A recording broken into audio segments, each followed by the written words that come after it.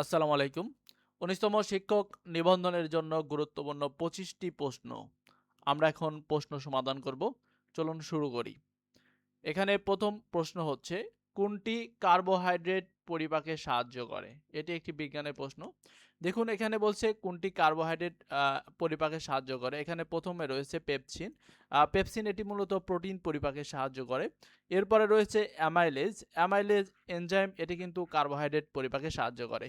অর্থাৎ সঠিক উত্তর হবে অ্যামাইলেজ। এরপরে রয়েছে রেনিন। বাকি অপশন দেখুন। রেনিন যেটা হচ্ছে পাকস্থলীতে মূলত দুগ্ধ জাতীয় খাবার জমাট বাঁধতে সাহায্য করে।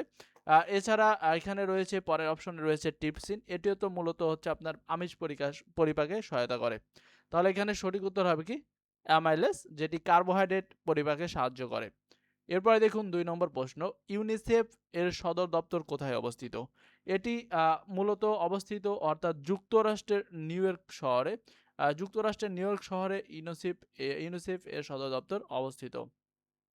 এখানে দেখুন বাংলা বর্ণমালায় মাত্রাহীন স্বরবর্ণ কয়টি? বাংলা বর্ণমালায় মাত্রাহীন স্বরবর্ণ এখানে জানতে চাওয়া হয়েছে। এখানে কিন্তু স্বরবর্ণের মধ্যে কয়টি মাত্রাহীন বিহীন বর্ণ রয়েছে সেটি জানতে চাওয়া হয়েছে। দেখুন এখানে আমরা বিস্তারিত শিখব। আমরা জানি হচ্ছে যে ১১টি স্বরবর্ণ রয়েছে। ১১টি স্বরবর্ণ রয়েছে এবং ৩৯টি হচ্ছে আপনার ব্যঞ্জন বর্ণ রয়েছে এবং তাহলে সব বর্ণ রয়েছে মোট কতটি? ৫০টি। বর্ণ রয়েছে মোট ৫০টি। এইখানের মধ্যে এই ৫০টি বর্ণের মধ্যে মাত্রাহীন বর্ণের সংখ্যা হচ্ছে ১০টি। আমি মুখে বলছি, শুধু সংখ্যা লিখছি। মাত্রাহীন বর্ণ হচ্ছে ১০টি। অর্ধমাত্রা হচ্ছে মোট ৮টি এবং পূর্ণ মাত্রা হচ্ছে আপনার হচ্ছে ৩২টি। পূর্ণ মাত্রা হচ্ছে ৩২টি। দেখুন এখানে মাত্রাহীন বর্ণ রয়েছে মোট ১০টি। যেহেতু প্রশ্ন মাত্রাহীন সম্পর্কে বলেছে, এখানে মাত্রাবিহীন বা মাত্রাহীন বর্ণ রয়েছে টোটাল ১০টি। এর মধ্যে স্বরবর্ণ থেকে রয়েছে ৪টি মাত্রাহীন বর্ণ আর বাকি ব্যঞ্জন বর্ণ থেকে রয়েছে ৬টি মাত্রাহীন বর্ণ। এখানে এই ৪টি বর্ণ কি কি? এই ৪টি বর্ণ হচ্ছে এ, ওই এবং ও, ও। এই ৪টি বর্ণ হচ্ছে স্বরবর্ণের মধ্যে মাত্রাহীন বর্ণ এবং বাকি ৬টি রয়েছে ব্যঞ্জন বর্ণের মধ্যে। অর্থাৎ এখানে সঠিক উত্তর হবে কি? ৪টি। এরপরে দেখুন বিভক্তিহীন নাম শব্দকে কি বলে? আমরা জানি যে বিভক্তিহীন নাম শব্দকে বলা হয় প্রাতিপদিক। যেমন হচ্ছে হাত, বই, কলম, এগুলো হচ্ছে বিভক্তিহীন নাম শব্দ। এদেরকে বলা হয় যে প্রাতিপদিক। এরপরে দেখুন বাক্যের ক্ষুদ্রতম একক কোনটি? অর্থাৎ এটুকু হবে না। বাক্যের ক্ষুদ্রতম একক, আমরা জানি যে বাক্যের ক্ষুদ্রতম একক হচ্ছে শব্দ আর ভাষার ক্ষুদ্রতম একক হচ্ছে ধ্বনি। এরপরে দেখুন আহ, উইন উইনস্টন চার্চিল কত সালে নোবেল পুরস্কার পান? আমরা জানি এটি হচ্ছে দ্বিতীয় বিশ্বযুদ্ধের পরের ঘটনা। তিনি হচ্ছে যে দ্বিতীয় বিশ্বযুদ্ধ সম্পর্কে একটি সাহিত্য গ্রন্থ রচনা করেছিলেন। সেই গ্রন্থটির নাম হচ্ছে যে history of the second world war. এই গ্রন্থটি তিনি রচনা করার জন্য মূলত নোবেল পুরস্কার পেয়েছিলেন, অর্থাৎ দ্বিতীয় বিশ্বযুদ্ধের পরে। অর্থাৎ তিনি ১৯৫৩ সালে এই উইনস্টন চার্চিল তিনি হচ্ছে গ্রন্থটি রচনার জন্য নোবেল পুরস্কার পেয়েছিলেন। এরপরে দেখুন যে পারস্য উপসাগর ও ওমান উপসাগরের মধ্যে কোন প্রণালী? পারস্য উপসাগর ওমান উপসাগরের মধ্যে কোন প্রণালীর অবস্থান রয়েছে? দেখুন এখানে রয়েছে হরমুজ প্রণালী। বর্তমান যে ইসরায়েল, ইরান এবং ইউএসের সাথে যে যুদ্ধটি হচ্ছে, এখানে কিন্তু হরমুজ প্রণালী গুরুত্বপূর্ণ এবং প্রশ্নটিও কিন্তু গুরুত্বপূর্ণ একটি প্রশ্ন। তাহলে সঠিক উত্তর হবে হরমুজ প্রণালী। এছাড়া অপশনগুলোর মধ্যে রয়েছে দেখুন জিব্রাল্টার প্রণালী। জিব্রাল্টার প্রণালী মূলত হচ্ছে ভূমধ্যসাগর এবং আটলান্টিক মহাসাগরের মধ্যে সংযোগ স্থাপন করেছে জিব্রাল্টার প্রণালী। এরপর রয়েছে বসফরাস প্রণালী। বসফরাস প্রণালী হচ্ছে আপনার কৃষ্ণ সাগর এবং মারমারা সাগরের মধ্যে সংযোগ স্থাপন করেছে। এরপরে রয়েছে দেখুন যে দারদানেলিস, এটি অর্থাৎ দারদানেলিস, এই প্রণালীটি হচ্ছে আপনার যে এজিয়ান সাগর এবং মারমারা সাগরের মধ্যে সংযোগ স্থাপন করেছে। এরপরে দেখুন কোন ক্ষুদ্রতম সংখ্যাকে ৩, ৫, ৬ দ্বারা ভাগ করলে ভাগশেষ ২ হবে? বলছে যে এই ৩টি দ্বারা ভাগ করলে ভাগশেষ ২ হবে। এ ধরনের অঙ্ক থাকলে আমরা প্রথমে এই ৩টি সংখ্যা অর্থাৎ যা দ্বারা ভাগ করব সেগুলো হচ্ছে লসাগু বের করে নেব। দেখুন এখানে 3 5 6, 3 দ্বারা কিন্তু 6 এর মধ্যে ভাগ যায় হচ্ছে কয়বার? 2 বার। তাহলে 2, আর হচ্ছে 3 দ্বারা কিন্তু 5 এর মধ্যে ভাগ যায় না। তাহলে এখানে একটা সংখ্যা হচ্ছে 3 থাকছে। আর এই পাশে আমরা 3 দ্বারা 6 কে ভাগ করে পেয়েছি 2, আর এখানে 5 5ই থাকছে। তাহলে এখানে লসাগু হচ্ছে 3 দুগুণা 6, 5 ছকে 30। তাহলে আমরা লসাগু কত পাবো? লসাগু হচ্ছে এখানে 30। এবং এখানে দেখুন ভাগশেষ হচ্ছে 2। তাহলে এখানে আমরা ভাগশেষ কিন্তু এটার সাথে যোগ করে দেব। তাহলে যোগ করে দিলে হচ্ছে কত? 32। তাহলে এখানে সঠিক উত্তর হবে কত? যে 32। সংখ্যাটিকে যদি 3 5 6 দ্বারা ভাগ করলে ভাগশেষ কত হবে? 2 কিন্তু হবে। এরপরে দেখুন তত্ত্ববোধিনী পত্রিকা প্রথম প্রকাশিত হয় কোথায়? তত্ত্ববোধিনী পত্রিকাটি প্রথম প্রকাশিত হয় দেখুন 1843 সালে এই তত্ত্ববোধিনী পত্রিকাটি প্রকাশিত হয়েছিল। আমাদের চ্যানেলে যারা নতুন অডিয়েন্স ভাই বোনেরা ভিডিওটি দেখছেন, আমাদের চ্যানেলে কিন্তু 19তম শিক্ষক নিবন্ধনের জন্য model test, final model test আমরা শুরু করে দিয়েছি জেনারেল অংশে। এরপরে সাবজেক্টিভ অংশ শুরু করব। এরপরে আমাদের চ্যানেলে আপনারা পরীক্ষার আগ মুহূর্তে অর্থাৎ প্রায় 1 থেকে 1.5 মাস আগে আপনারা ফাইনাল সাজেশন ফ্রি বিনামূল্যে পেয়ে যাবেন। আর এরপরে হচ্ছে আমরা দেখেন হচ্ছে আপনাদের সাবজেক্ট ওয়াইজ যে গুরুত্বপূর্ণ প্রশ্ন সমাধান সেগুলো কিন্তু দেওয়া শুরু করেছে অলরেডি, সেগুলো আপনারা দেখতে পারেন। এরপরে দেখুন হাতি শব্দটি কোন সমাস? এখানে লক্ষ্য করুন যে হাতি অর্থাৎ এখানে তয়কারের তা, এখানে কিন্তু আ রয়েছে অর্থাৎ আকার। তয়কারে তা এবং হাতি তয় ঋষি অর্থাৎ এখানে কি রয়েছে? ঋষি রয়েছে। আমরা জানি যে কোনো সমাসে যদি পূর্বপদে আ এবং পরপদে যদি রস্যি থাকে তাহলে আপনার কোন সমাস হয়? সেটি হচ্ছে ব্যতিহার বহুব্রীহি সমাস হয়। অর্থাৎ এখানে যেমন হচ্ছে হাতাহাতি, লাঠালাঠি এগুলো হচ্ছে কি? বহুব্রীহি অর্থাৎ ব্যতিহার বহুব্রীহি সমাসের উদাহরণ। এরপরে দেখুন নওফেল ও হাতেম এই কাব্যটির রচয়িতাকে।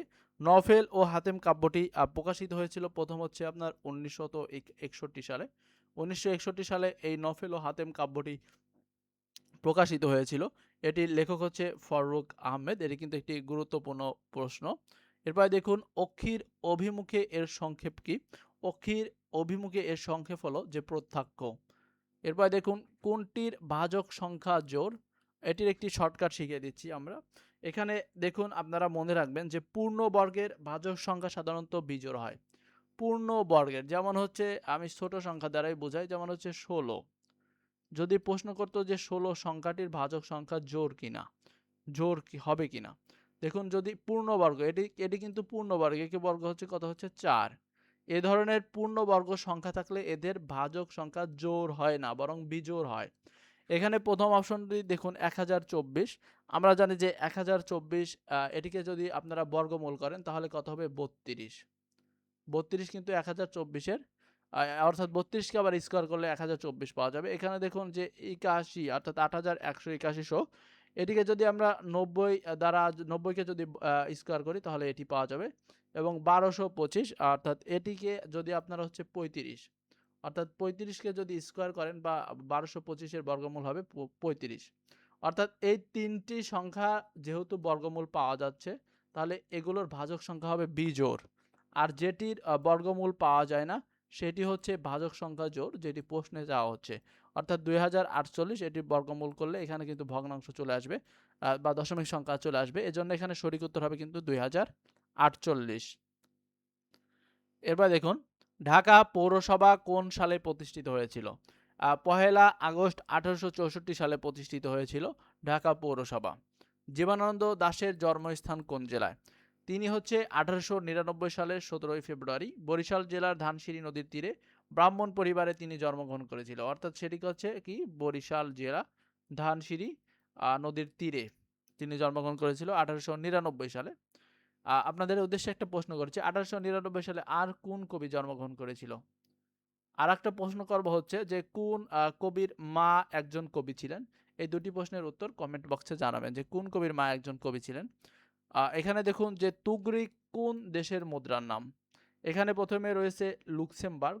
আমরা জানি যে লুক্সেমবার্গ এর মুদ্রার নাম হচ্ছে ইউরো অর্থাৎ ইউরো।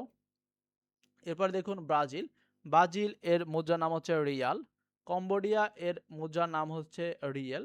এবং মঙ্গোলিয়ার দেশের মুদ্রার নাম হচ্ছে এই তুগরিক।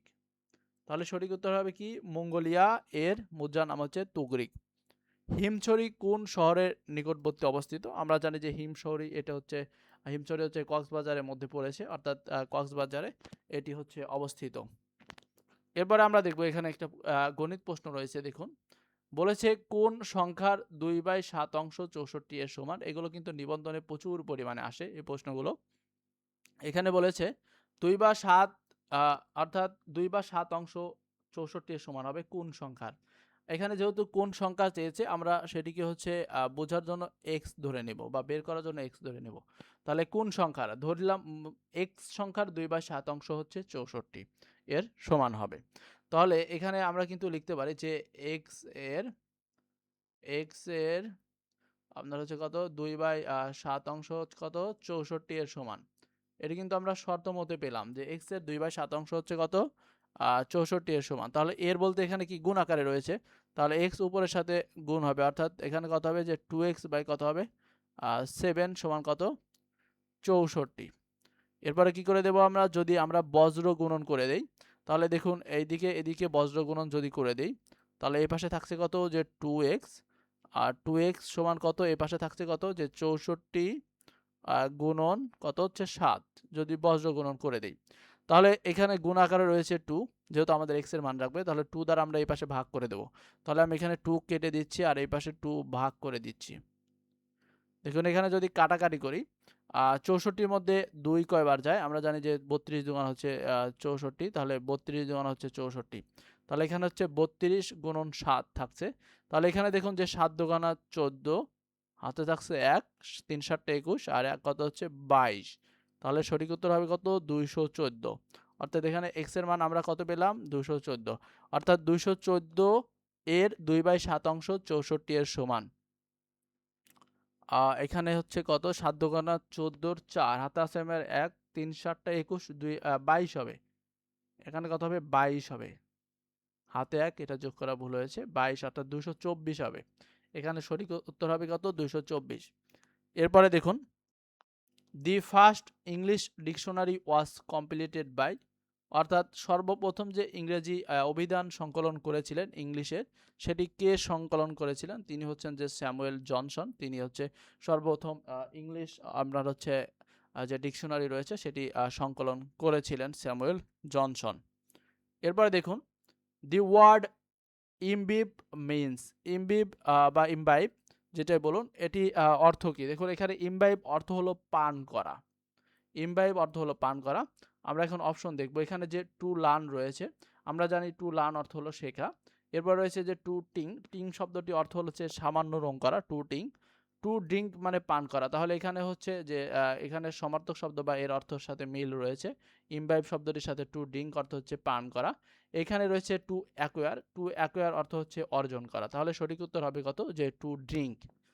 এরপরে দেখুন the opposite word of sluggish, sluggish শব্দটির অপোজিট ওয়ার্ড এখানে জানতে চাওয়া হয়েছে। দেখুন এখানে স্লাগিশ শব্দটির অর্থ হলো, আমরা জানি যে ধীর বা মন্থর, অর্থাৎ ধীর গতি বা স্লো বলা যায়। এখানে দেখুন অপোজিট ওয়ার্ড অর্থাৎ অ্যান্টোনিম বা বিপরীত শব্দ জানতে চাওয়া হয়েছে। এখানে অপশনে প্রথমে রয়েছে যে অ্যানিমেটেড, অ্যানিমেটেড অর্থ হলো চঞ্চল বা ক্ষিপ্ত, অর্থাৎ ক্ষিপ্ত গতিতে ছুটে চলে, যে ঘোড়াটি ক্ষিপ্ত গতিতে চলেছে। তাহলে অর্থাৎ এখানে রয়েছে যে স্লাগিশ ধীর বা মন্থর, তার এটির কিন্তু বিপরীত শব্দ, যে এটা হচ্ছে কি আপনার যে চঞ্চল বা ক্ষিপ্ত বোঝাচ্ছে, অর্থাৎ এটি কিন্তু সঠিক উত্তর। এরপর রয়েছে দেখুন আমরা বাকি শব্দটির অর্থ জেনে নিচ্ছি, যে ডুল শব্দটির অর্থ হচ্ছে নিস্তেজ, যে হ্যাভি শব্দটির অর্থ হচ্ছে ভারী এবং স্লো শব্দের অর্থ ধীর। এরপর দেখুন দি অ্যান্টোনিম অফ যে ইনিমিক্যাল, ইনিমিক্যাল শব্দটির বিপরীত শব্দ জানতে চাওয়া হয়েছে। দেখুন এখানে আমরা জানি যে ইনিমিক্যাল শব্দটির অর্থ হচ্ছে শত্রু ভাবাপন্ন।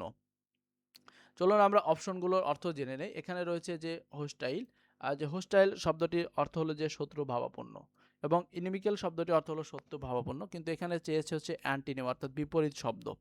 এখানে দেখুন বি নম্বরে রয়েছে ফ্রেন্ডলি, আমরা জানি ফ্রেন্ডলি অর্থ বন্ধুত্বপূর্ণ, তাহলে এখানে কিন্তু সঠিক উত্তর হবে যে বন্ধুত্বপূর্ণ এই শত্রুর বিপরীত শব্দ। এছাড়া আমরা জানি যে ইনডিফারেন্ট অর্থ উদাসীন এবং অ্যাংরি মানে হচ্ছে রাগান্বিত, তাহলে সঠিক উত্তর হবে কি যে ফ্রেন্ডলি বন্ধুত্বপূর্ণ। এরপরে দেখুন যে এ 17 years old is not old enough to vote in an election, hair is enough, অর্থাৎ এই বাক্যটি অ্যানাফ শব্দটি কোন পার্টস অফ স্পিচ সেটি জানতে চাওয়া হয়েছে। এখানে বাক্যটির লক্ষ্য করুন, এখানে কিন্তু এই অ্যানাফ শব্দটি, এখানে অ্যানাফ শব্দটি তার পূর্বের যে ওল্ড অর্থাৎ এটি একটি অ্যাডজেক্টিভ, এই অ্যাডজেক্টিভ অর্থাৎ ওল্ড শব্দটিকে কিন্তু এখানে হচ্ছে মডিফাই করেছে।